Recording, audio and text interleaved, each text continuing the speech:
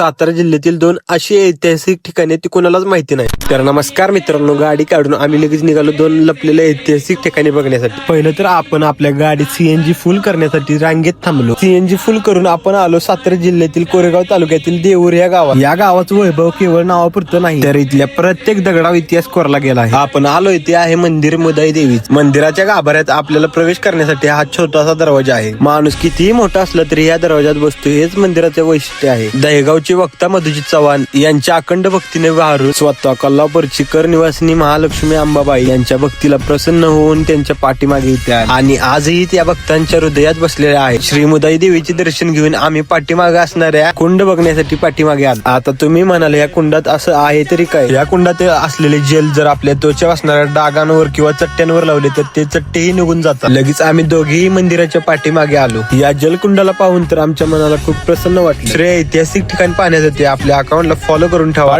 आपण उद्याच अकाउंटवर टाकणार आहे।